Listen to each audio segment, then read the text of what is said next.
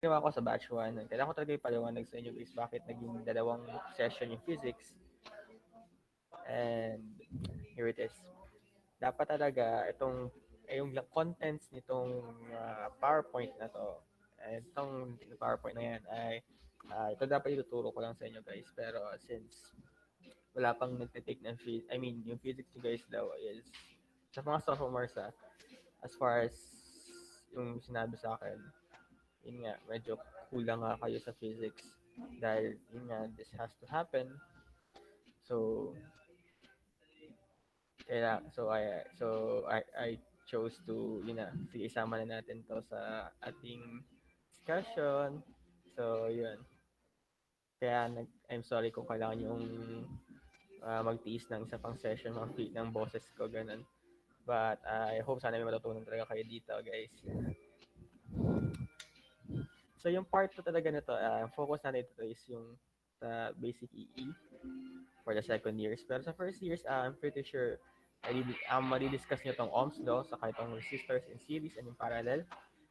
Dagdagan lang natin siya ng Kirchhoff's current and voltage law. So, meron ba sa inyo na naturuan ng Kirchhoff's law? And Nung voltage senior high school po. senior high school? Opo. Tapos hindi ko po naintindihan. Oh, yun. Yun ang struggle. Yun ang reason bakit ko pinilit. Bakit kayo may part 2 guys. Kasi, yung hindi nyo, marami sa amin, sa batch kasi namin, hindi lahat may alam sa Kirchhoff's law.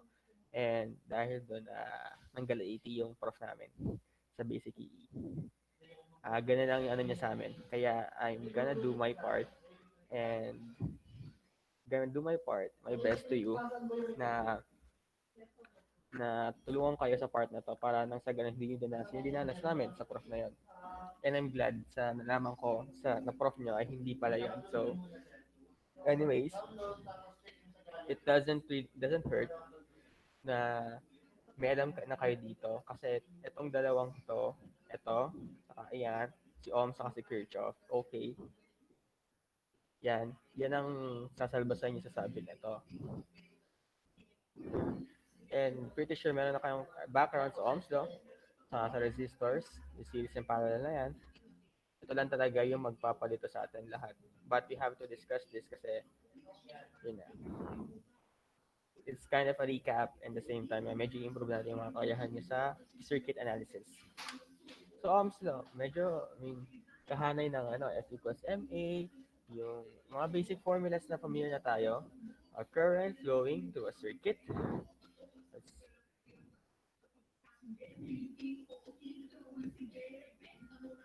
Current flowing to the circuit is directly proportional to the applied voltage and inversely proportional to the resistance in the circuit. Malino naman to sa atin, di ba? Kung ano yung definition ng voltage, being or potential difference, being yung force that drives electrons through a circuit element, and then yung current is yung flow, then your resistance is yung opposition sa flow. Pretty simple pa lang, di ba? V equals IR pa lang tayo. Mas madali ito kumpara sa una. Ang Kirchhoff's lang talaga yung magpapahirap sa atin. Yeah, sorry. Resistors in series. Masasabi natin, formal definition, two resistors are connected in series if one end of a resistor is connected to one end of another resistor. Here, yan. Simple. One end of a resistor is connected to another end of another resistor. Since isang current lang ang dumadaloy sa circuit na to, it makes sense na the current flowing all throughout a series circuit is equal. A total current equals the current passing through this resistor equals the current that passes through this resistor as well. And kahit dagdagan ko pa yan ng isang damakmak na resistor,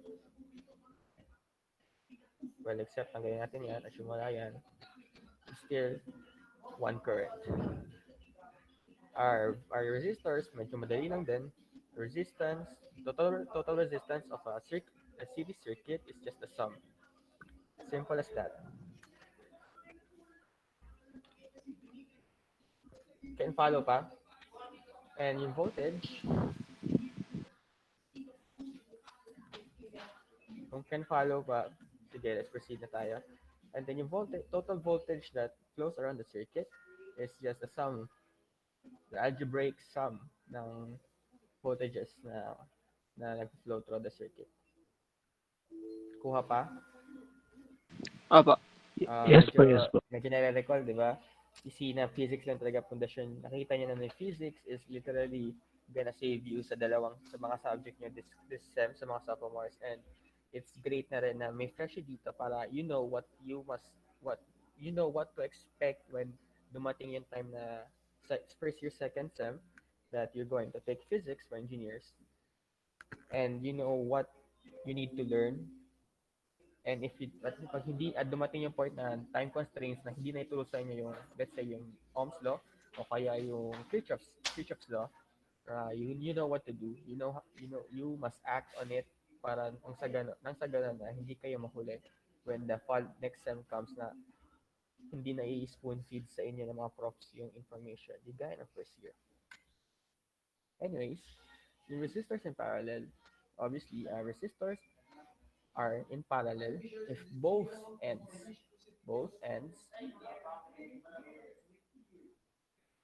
of a resistor are connected to both ends of another resistor. So this one is just the same as this one.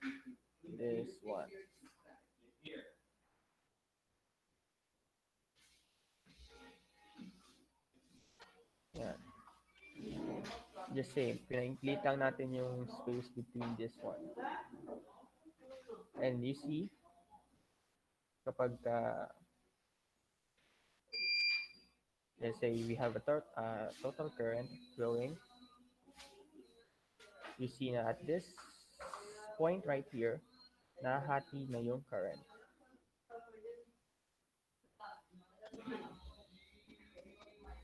Thus, it makes sense na yung current nyo is the total current is just the sum that passes, algebraic sum ng current that passes through the resistors.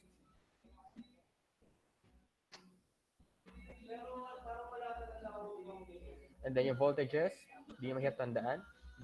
In this time, sila yung constant throughout. So let's say this is a 4 volts. So this is 4 volts and 4 volts.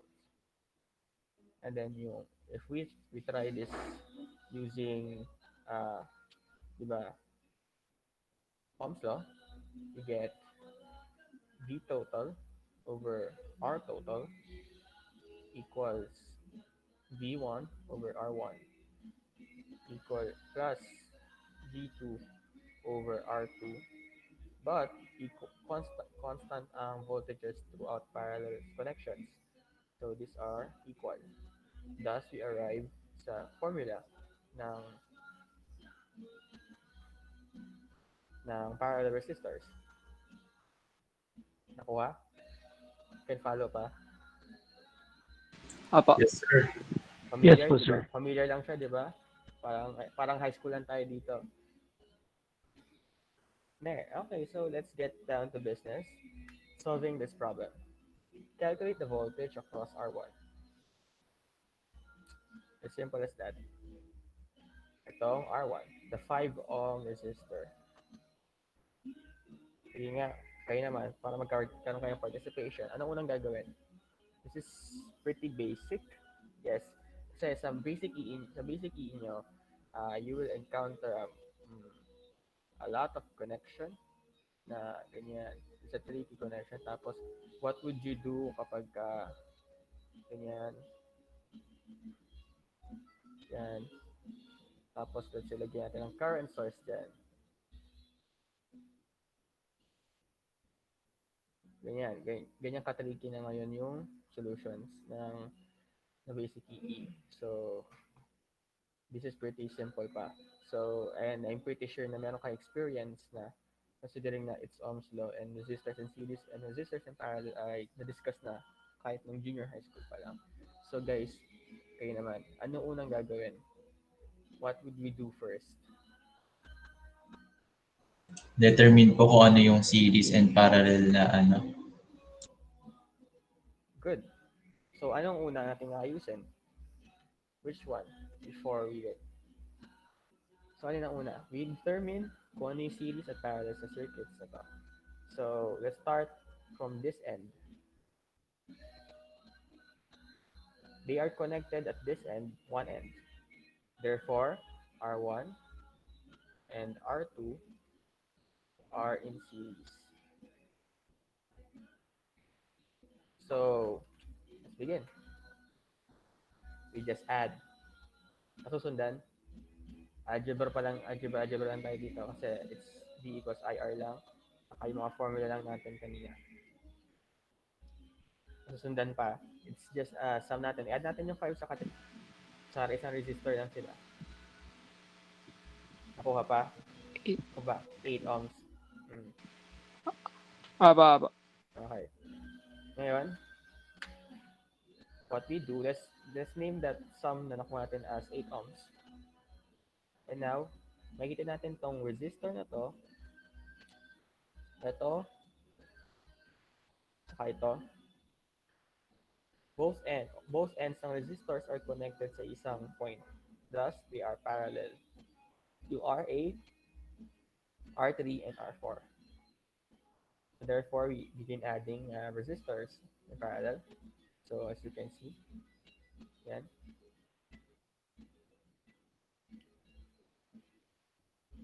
Yan. Yung red ko kasi nasulat, andyan naman na. Ayan. So 1/8 from 116 plus 116 equals 1/4. And then reciprocal, thus yung bagong total yung total ng resistors na to in parallel is 4 ohms. Therefore, our new circuit diagram would be this one. The 4 ohm RB resistor, our voltage source of 40 volts, and then yung ating ito, R5, 6 ohms, which brings us here. Now, series in connection, obviously. So, we have 4 plus 6 equals 10. So, ang final circuit na natin ay 10 ohms. A 10 ohm resistor and a 40 volt source. So, we do ohms lang na. V total equals to I total R total. So, we have 40 equals 10I. Therefore, IT is equals to 4 amperes. And since it is a series connection, so isang current lang ang dumadaloy dito.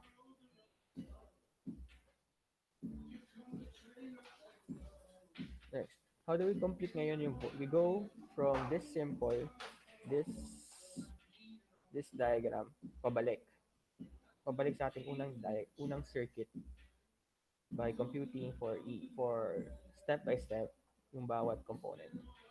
So, unahin natin tong voltage at RB. So, since isa lang naman yung current, I total times yung resistance ng RB. 4 times 4, 16 volts. Then, balik tayo sa una.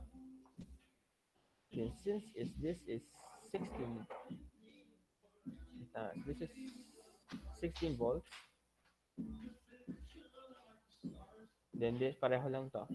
Since these are parallel. 16 volts. And then, we find out kung anong current yung dumadaloy dito by using Ohm's law. Again, voltage across A is equals to current passing through A times the resistance ng A. 16 equals 8I. Ang current natin dito ay 2. So, makikita mo na yan. Now, babalikan na natin yung unang diagram natin that meron tayong 2 ohm, 2 ampere pala, na current na passing through this portion right here. What we do now is just finding the voltage across resistor 1 equals the current na nahanap natin kanina, which is 2 amperes, multiplied by 5 ohms ng resistor na hinahanap natin, which is R1. Therefore, our voltage 1 is equal to 10 volts. Malinaw? Yes po. Opo. Kaya pa, madali pa lang, no?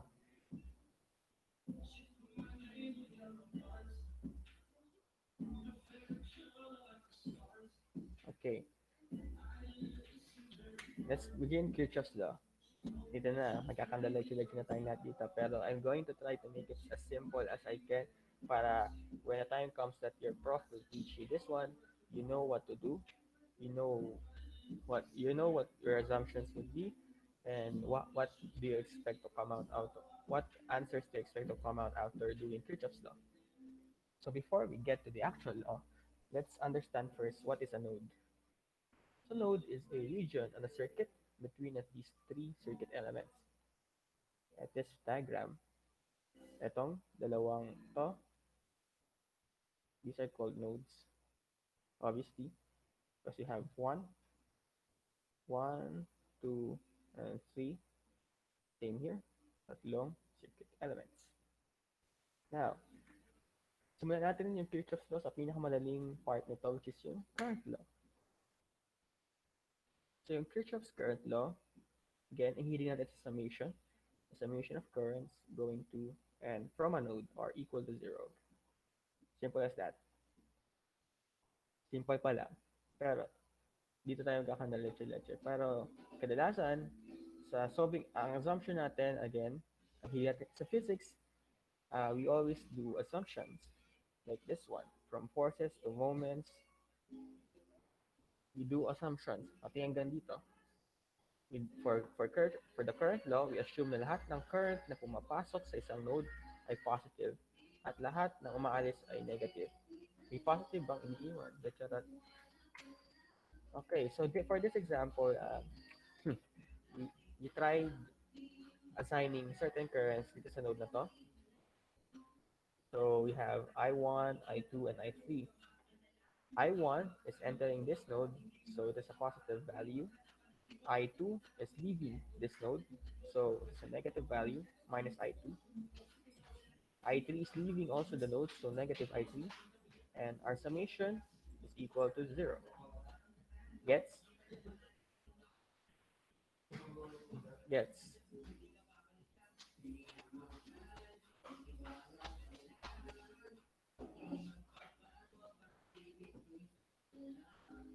Okay, so presume ko gets na. Yes So po, yes far, po. dahil ito yung mas madaling portion ng current ng Kirchhoff's law. And yung next part ito, dito na tayo magkakandahirap. Yung voltage law. For voltage law, before we get to that part, you have to understand what is a loop. A loop is simply a closed path in a circuit. So for this one, we have this loop.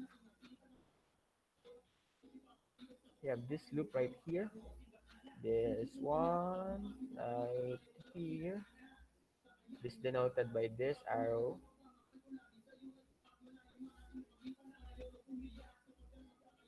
Then this one right here.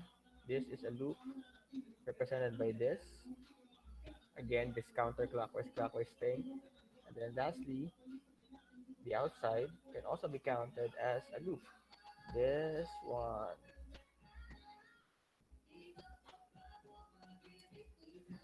And sa diagram na to, madali pa siya dahil you can see that there are only 3 loops. 1, 2, and then 3 in the back. But pagdating nyo sa EU, you see a lot of possible loops. As in, you can go not, ganyan, you can go. You can literally go any shape as long as it's a closed path. Ngayon, now we have an idea kung ano yung loop. Let's get to the voltage law. The voltage law, simply put, yung summation na naman ng voltages across this loop, and this loop are equal lang sa 0. So, sigma V equals 0.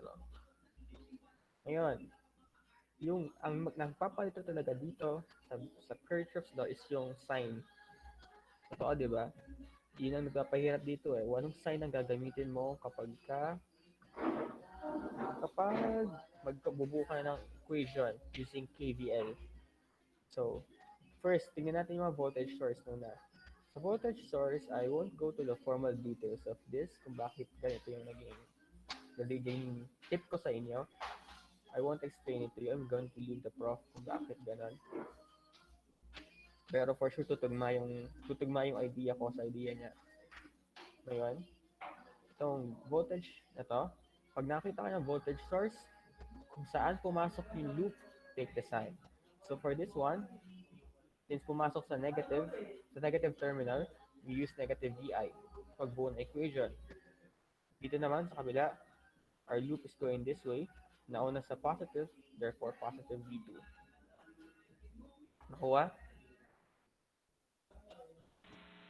Opo. Okay. Opo. And here comes another tricky part. Paano pagka, yan, namulit ko na yung kanina.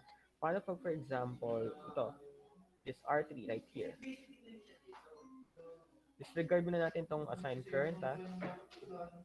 Assigned current. Huwag muna natin pansinin yung assigned current. Pag nasa gitna, yung dalawang circuit element ng dalawang loop, tas walang assign, assume na wala pa ako ina-assign na current, ha? So, pag walang assigned current, assume kung loop 1 yung una mong gagawin, if loop 1, L1, you will use positive, let's say this is I2, positive I2, R3, dapat yung loop 2 mo ay negative na. Gets pa? Gets pa? Okay pa? Please respond kayo kasi para magabayan ko kayo dito dahil maraming nahihirapan dito sa amin. And it took half a sem para lang mapadali yung discussion dito. Ngayon, what if, sige, balik natin tong assigned current kanina. Pagka may assigned current kayo na dumaan, pag nag-assign na kayo ng current nyo at nasa gitna, okay, pag may assigned current kayo, I forgot to write here, pag may assigned current,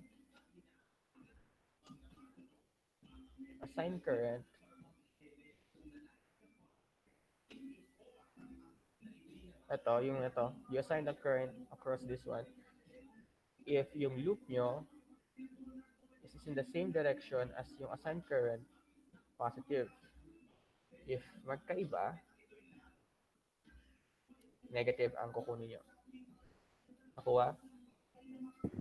Yes po. Kaya na? Yes po. Well, let's try this problem. Let's try figuring out kung bakit. Let's try figuring out the loops. So ngayon, tingnan natin tong loop 1. In loop 1, so ang tingnan natin ay ito. Ito lang. Ito. Yan lang. Ngayon. Let's start with the voltage source.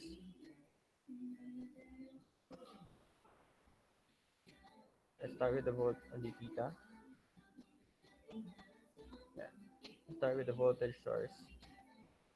Ang loop natin ay pag ganito. Pumasok sa negative V1. Look, next one are resistor 3 and I2. But our I2 is in the same direction as the loop that we assumed. So we get a positive number, positive sign, or plus sign. Our R2, kasi yung current na to ay dito din. I1 din yan. Dahil yung I2 dito, I3 dito ay magkasama lang into I1 based on our assumption. So I1 is in the same direction as our loop, therefore plus. Take a look at Ohm's law lang tayo pagka resistor. Oh. Then last element in this loop, yung R1, but this is in the same direction as I1, so therefore we have a plus sign. Kuha?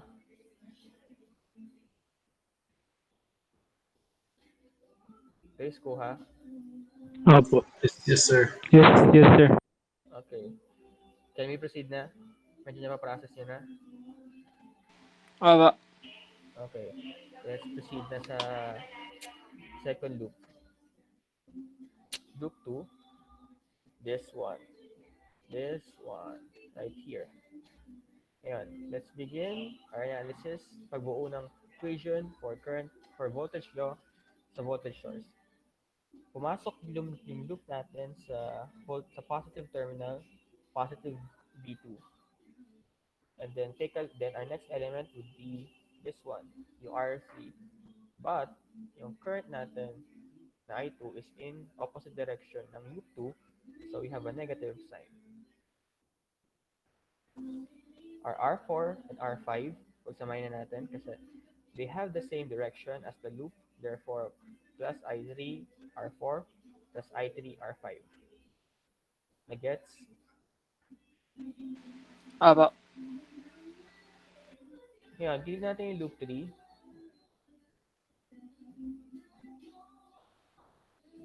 Tignan natin yung loop 3.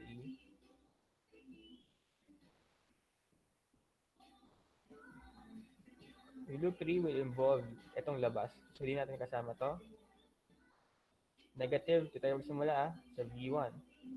Negative terminal, pumasok. Itong loop ang titignan natin. Negative, pumasok. Negative V1. Next, our I3, R4 is in the same direction as the assigned current. Positive. Our R5 as well. Dahil I3 isang current lang. Then, positive terminal, pumasok in V2. Positive. And then yung I2, direction ng current niya pa ganyan. So, same direction lang din. Then yung R1, ganun din. Ngayon, kung titignan natin, this looks like an algebraic, yung systems of equations by elimination, wherein ito, you can see, V1, I3R4, I3R5, V2, I1R2, I1R1.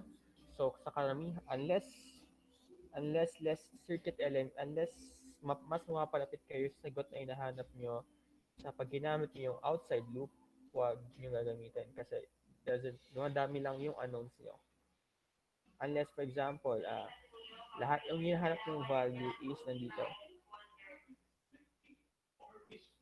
Okay? Okay lang, guys?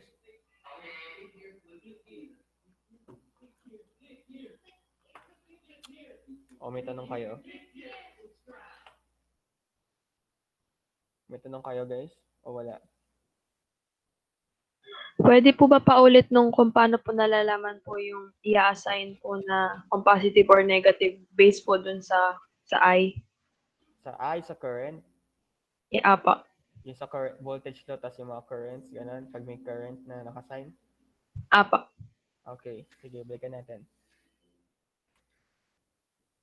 Okay, sige Teka. Tigil ko lang yung presentation natin. Tagpuan natin ng bagong slide yan.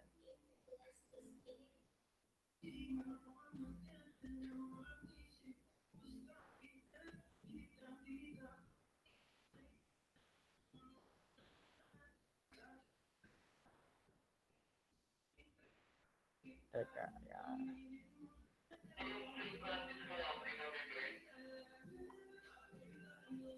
Okay. Kita na? Yan. Okay na guys, kita na. Let's begin. Paano natin i-ano yung signs kapag naglo-loop na tayo? Ulitin natin. 1, 1,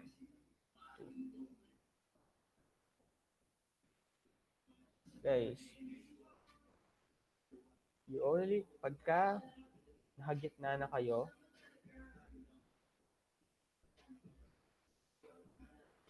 okay, so pasimple natin yung explanation kahit nakagitna or hindi, pagka, let's say, this is your assigned current, I1, tapos ang loop mo ay clockwise, they are in the same direction, this one. So, you can safely assume a positive sign. However, kapag negative sign, negative lang siya kapag yan, nagkokontrahan na yung current mo, yung assigned current mo sa loop mo. Okay ba? Apa. Okay, so balikan na natin yung kanina.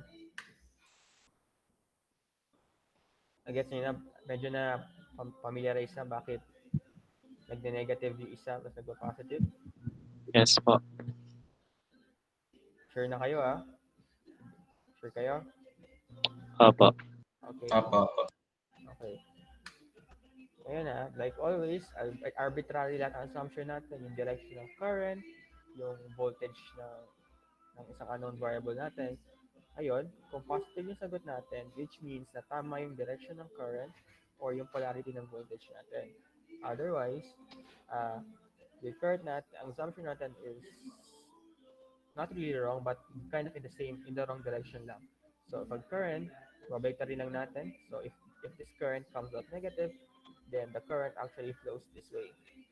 And then yung voltage natin, let's say ang voltage nito ay nag-negative, and assumption natin sa voltage is this, and then nag-negative yung sagot dito, which means, yan lang siya.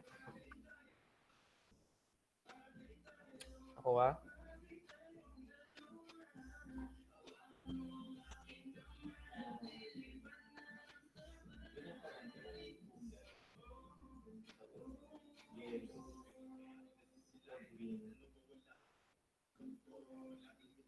Okay, assume ko nakuha nyo na. Now, let's begin. This is an example. Take a look, may assigned currents na siya. So, mamaya ma-apply natin yung tinuro natin pag in the same direction and opposite direction yung ating loop. Ngayon, what do we do? Una, we form the first equation. Pakiready yung calc nyo guys. Another calculator is coming up. It involves 3 equations, 3 unknowns. Since ang hanap natin ay ang currents I1, I2, and I3. Ready na rin. Ngayon, KCL tayo.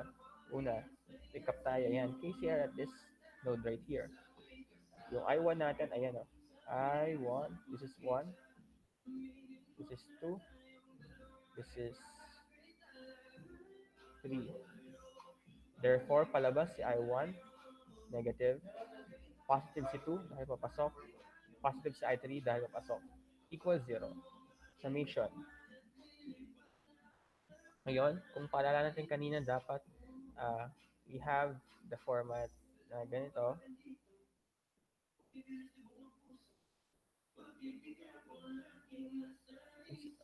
This follows the format and D will be 0. Kaya, again, for shift solve purposes, you will strive to do this format. Pero you can do, pagka nagmano-mano na kayo, you can also do this by, let's say, unahin nyo muna i-eliminate yung Z sa 1 and 2, at saka sa 3 and 3, 2 and 3, and then equation na mabubuo nyo dyan, you can do system solving by elimination and substitution. Now, our equation 2 would revolve around this loop, starting with this. Ito tayo magsa-start sa 5 ohms. And ang loop natin ay clockwise. Let's begin. Makakasunod?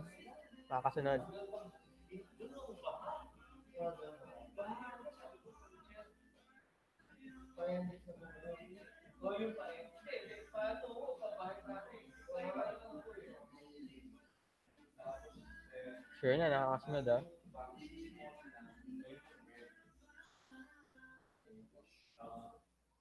Okay.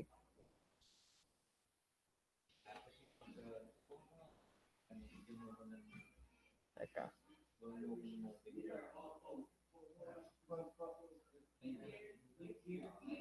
Okay. Let's start with the 5 ohm resistor. May assigned current tayong I1 going to the left and our loop is going to the right. Nagkokontrahan So, negative 5I1. Ohms law. Ngayon, yung negative 7 natin, going to the right yung current na I2. Ang loop current, going to the right yung I2 natin. Going to the left yung loop natin. Therefore, negative 7 times I2. Our voltage source na 12 volts, pumasok sa positive, plus 12. Nagkontrahan yung loop dun sa I2, negative. Our I1 is pag ganito, nagkontrahan kasi pag ganito yung loop, negative 8 I1, and our 18 volts pumasok sa positive, plus 18. Gets? You can chat kung di ako bukas Gets ng mic. po. Pwede pong pakiulit. Okay, Salamat po. okay, sige, okay lang yan guys. We have that time naman. Yan. Let's begin with this point, at this point. Take note yung current ng I1 ay pag ganito, simula dito. Ang I2 natin ay pag ganyan. Tapos, ang loop natin ay pag ganito. Pag ganyan. So, ito ang I1, I2, ito yung loop natin. Ganyan na, para makakuha nyo. Okay. Point na to tayo magsisimula. We have the 5 ohm resistor. Our direction ng current going to the left. Yung loop natin pa kanan. So, nagkokontrahan. Therefore, negative 5I1. Then, yung 7 ohm resistor, papuntan tayo dito. Yung current ng I2, pa kanan. Yung loop natin, pa kaliwa. Negative. Kontrahan. 7I2. And then yung voltage source natin na 12 volts ay positive plus 12. Then, yung negative 11, I2. Ayan. I2 mo pa kanan. Yung loop na pakaliwa. Then, pag iikot mo to, pataas na ngayon yung loop mo, pababa yung I1. So, nagkokontrahan yung dalawang assumption. So, negative. Then, yung 18 volts pumasok sa positive plus 18. Okay? Okay pa kayo? Okay na po. Thank you po. Okay. Ngayon, do algebra na lang. Lipat lang natin tong mga I1 and I2. Kasi puro negative, oh. Negative, negative, negative, negative. And tong dalawang constant natin na 12 and 18 ay positive naman na. So, let's leave it at that. So, negative 5 minus 8, 13. Kasi nilipat natin sa kabila. Then, yung I2, 7 plus 11, 18. Lipat sa kaliwa. So, 18I2 equals 30. Wala nang question doon, di ba? Sa paglilipat-lipat lang ng ng numbers. Apa. Okay, so gets nyo na. Next, we look at this loop right here. Ngayon, ang loop natin ay pag ganito. Ang I2 natin ay pag ganyan. Ang I3 natin ay pag ganito. So, let's look at 11 ohms muna. Dito yung simula. Yung 11 I2 ay in the same direction. Ayan o. Same direction ng loop natin. Therefore, positive. Yung 12 volts natin pumasok sa negative. Kaya negative 12. Yung 7 ohms natin, in the same direction na rin siya na loop. So, plus 7I2.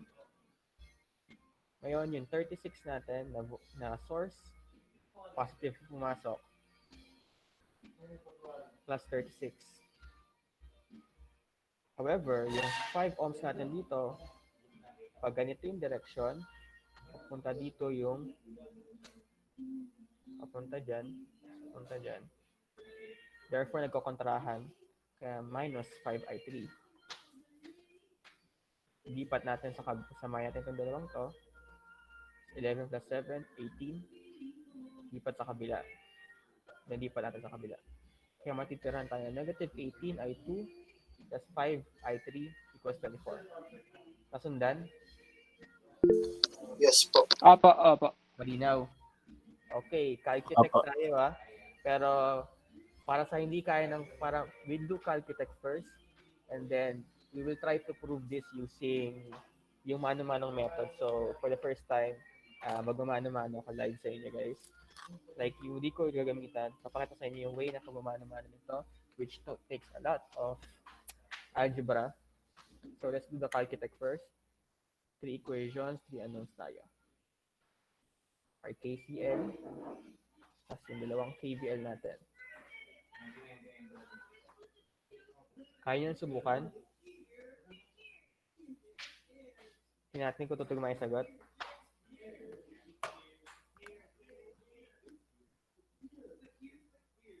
Guys, you can try it na for yourself. Given naman na yung table ng values na ipapasok nyo sa inyong Simul equation or yung equation.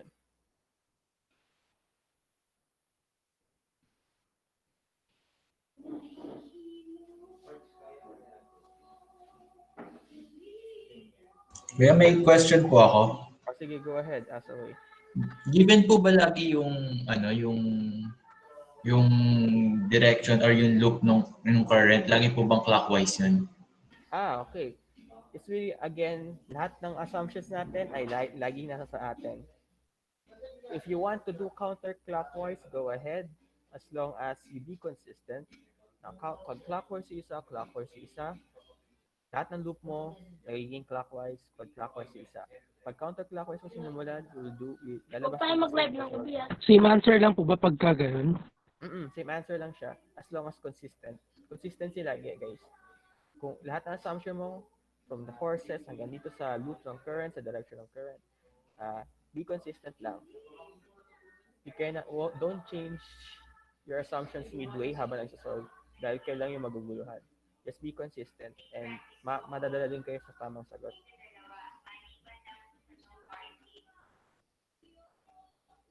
If you have the time, try doing the counterclockwise version. And then you see na you see na etong dalawang to, we just go like this. Magpapalit lang siya ng sign. Yung plus, minus. And then the value will be the same kasi it's just -1 multiplied by this one. Okay. Thank you po. So, you go ahead and try this one. Hindi natin. Tapos mamaya, pag nakuha niyo yung sagot, we'll show para fair dun sa mga wala pang ES or EX na calcu kung paano ito minamano-mano para they can relate to the discussion. Recorded ba tong ano na to? Ang session natin? Kawawa kasi pag hindi. Yes po. Okay, good. Sana balikan nyo lang to pag ano. Balikan nyo lang guys. And if pagkaroon na ng some sort of normal in the near future, don't hesitate to approach ako. Okay lang yan. And try my best to answer your questions. Open lang din yung mga DMs ko. Ayoko lang na magpapalike ka na. Anyways, nakuha nyo na yung sagot.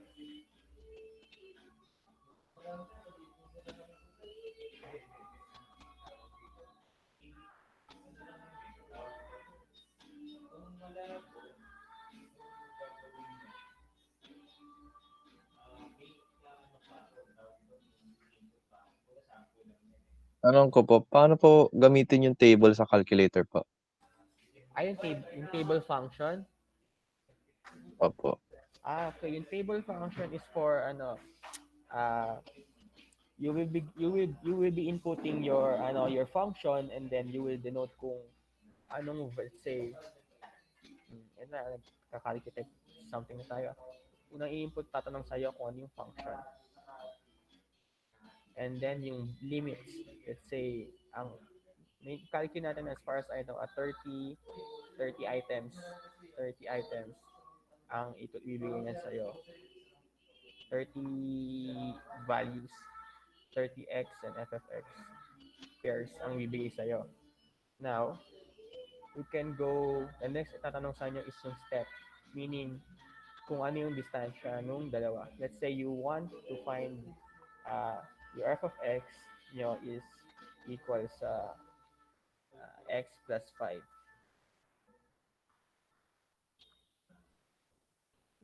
Let's say x plus 5. Then, tatanong sa inyo yung start. Let's say you start at, sige, 50. And then you want to end at, let's say you end at 150. 150. And then yung step, tatanong sa yung step. So basically, ito yung pagitan. So we can go 5. Wait, wag 5, 1 lang. Pwede natin, gawin natin itong 60 or 65, sige. X plus 5, start 50 and 65. Step 1. Ipapakita sa iyo yung values na 50, 55, 51, 56, etc. Yun ang purpose ng table. It will do the computation for you sa mga functions. Okay ba yung sagot ko ba yung tanong mo? Sino ka man? Hindi ko na makita kasi kung sino yung tatanong sa akin. Okay naman? Gets ko na po. Okay, sige. Ngayon, may nakuha na ba ng sagot sa tanong kanina? Ito? Para makapagmana-mana tayo din sa mga walang calculate na ES or MS. Patay na lang sagot sa meet. Patay na lang.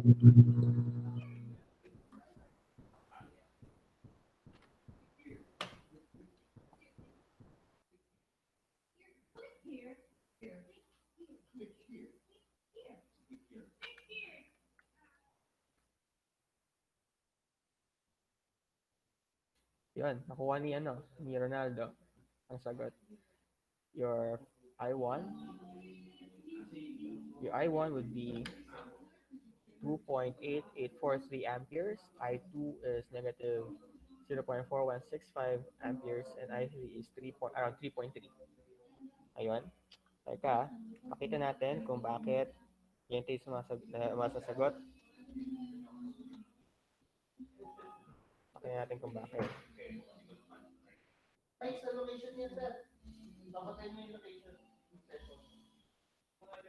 Teka. I'm glad na may nakakuha, pero I'm going to show the mano-mano way para doon sa mga hindi kaya ng calculator nila. So meron tayong gabay na answer. Then we have these three.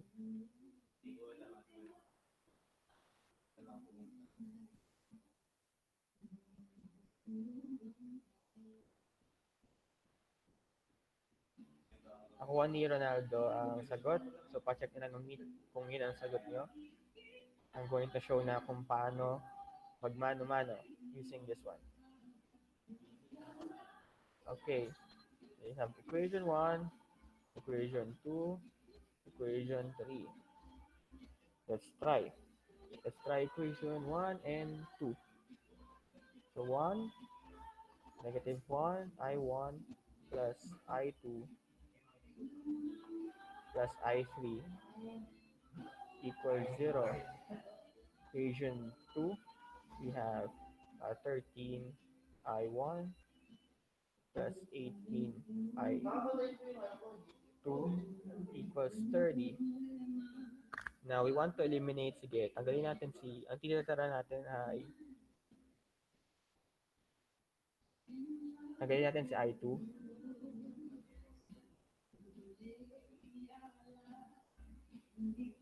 Tanggalin natin si I2.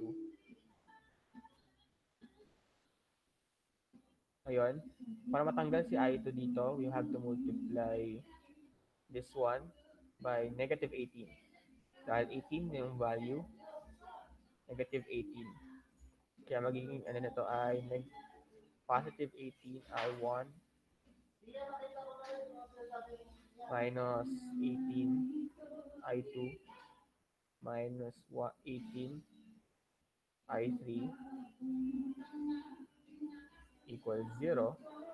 Then we have 13 I1 plus 18 I2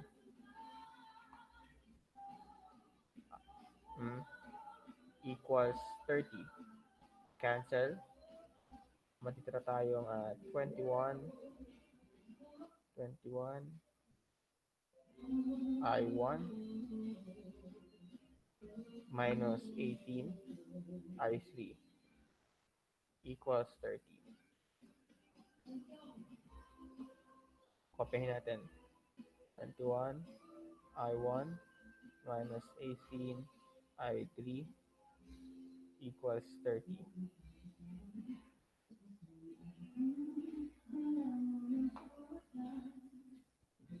And then, Pwede po magtanong, yes, saan sure. po nakuha yung 21? I'm sorry, 31 Thank you pala. po. 31, I'm sorry. 31 siya. 31. 18 plus 13, I'm sorry. Thank you Roman po. mistake. Sige, thank you. Thank you for pointing it out. Sino ka man, hindi ko mabasa na pangalan mo.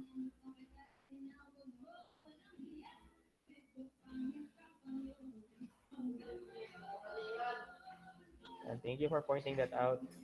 Yan, medyo nag-ano na ako. Nawala na ako ng brain cells. So let's try I1, equation 1 and equation 3. 1 and then 3. Negative I1 plus I2 plus I3 equals 0.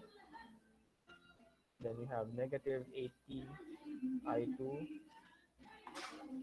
plus 5 I3 equals 0. Multiply sa negative 18. Positive 18 lang. So you have negative 18 I1 plus 18 I2 plus 18 I3 equals 0. And we have negative 18 I2 plus 5 I3 equals up 24. Yan, 24. Cancel. So we have negative 18 I1 plus 23 I3 equals 24.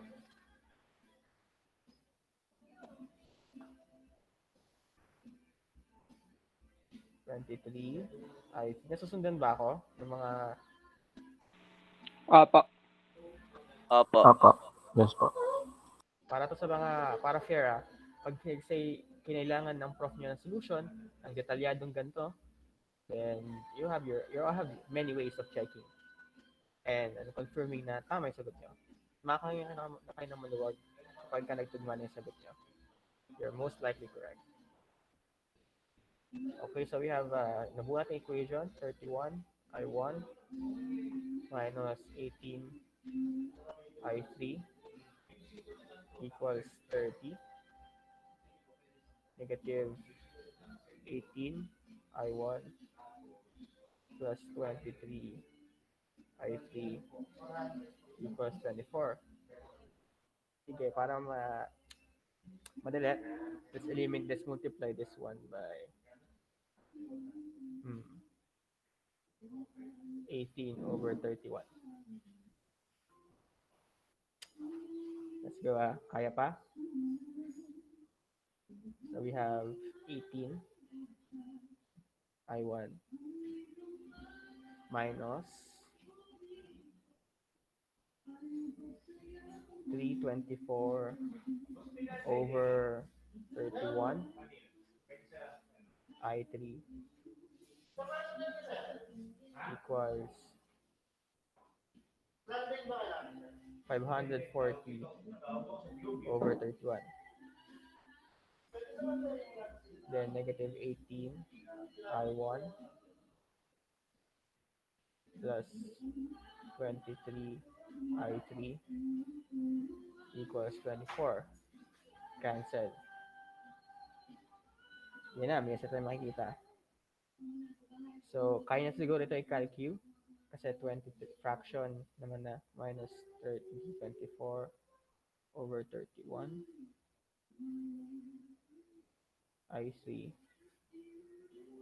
equals 540 over 31 plus 24. So, I3 equals, compute,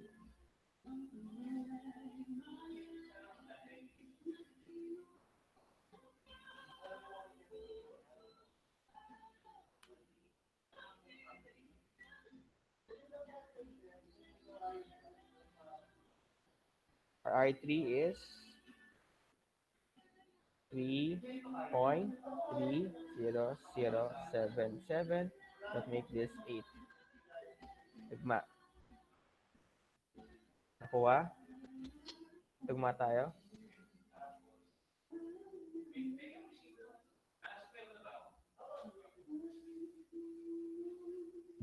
Opo. Nakuha. Para sa mga hindi ES, yung mga walang chip solve, nakuha niyo, na-gets niyo ba kung paano magmano-mano? Paano laborious yung ganito? Opo. May tanong kayo, guys? Kasi di na nagtatapos yung part 2. Kung may tanong kayo, guys, go ahead. Kahit sa unang discussion natin kanina, maliban sa Calcutech, because I will have to do a separate video about that. A short video about that sometime. Any questions pa kayo, guys? Wala naman po. Wala na. Kahit hindi about sa subject, go ahead. Just make this time. Bakit po 21? Ayun, tayo pala kami. Yes, PPT. Oh, wait. Let's go.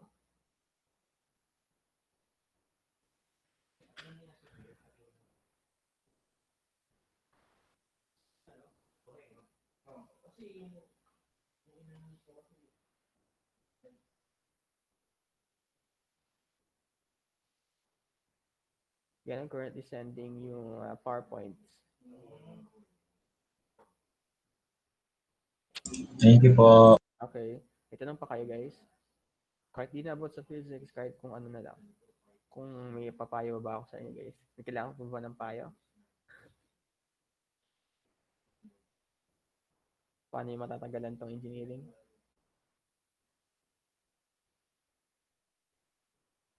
Kasi yung tanong sa akin kanina, quizzer daw ba ako eh? Yes, I am a quizzer. And as of now, 4 na lang kami dito ng quizzer dito sa BSU since graduated na yung Sham sa kanila na seniors. So yeah, kailangan namin taguyod to. May tanong pa kayo, guys? Guys, make the most out of it. Ano po mga study habits yun? Nagsosolve po ba kayo everyday as practice or paano po may papayo niyo? Yung study habit ko. Kasi, yung story time na tayo, no? Okay, so, I'm going to tell the story. Second year, wala namang sigurong dito, no? Third year. Wala pa naman third year. Okay. Assume walang third year, so second year and first year. So second year, first sem, as in, naranasan niyo naman siguro yung sked, sophomores, naranasan niyo yung sked na gabi. As in, yung hapon yung pasok, ganun. 8 p.m. po sa Pederizo Hall.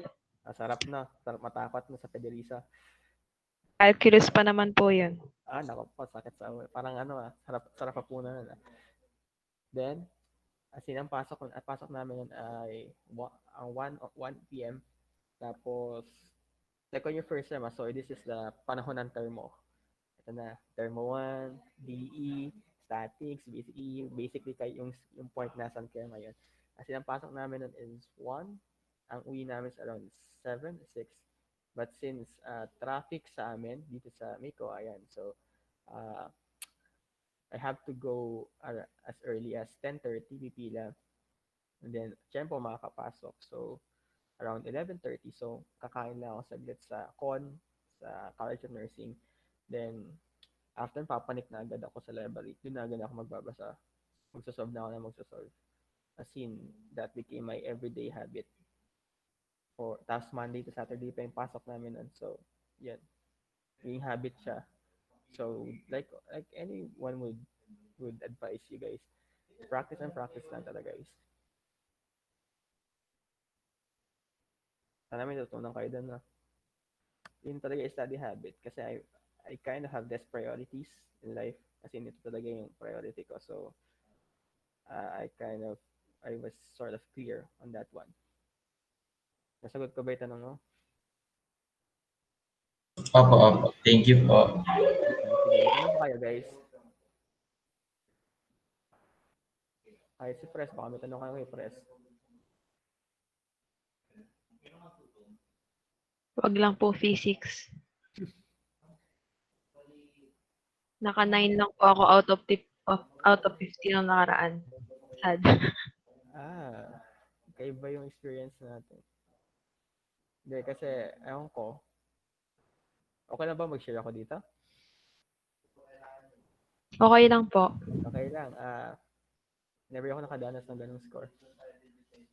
I mean, yung 9 out of 50, ganun yung mga... Ang pinakabagsak ko na ay nasa... pinakabagsak ko na nun ay calculus. Nasa 1/4 lang ng grade na yun. Yun na yun. Pero pagdating yung usapang physics, never akong umano doon.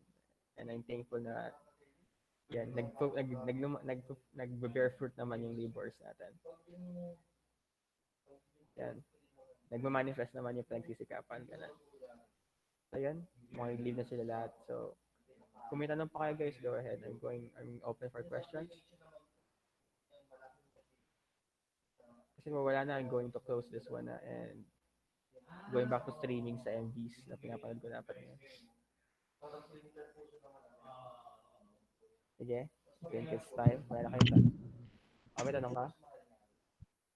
Wala na tanong. It's time to leave. And thank you guys. Thank you po. Thank you guys. Thank you, sir. Thank you po. Thank you po. Natin yung 2 days na to. Guys. Thank you po. Thank you.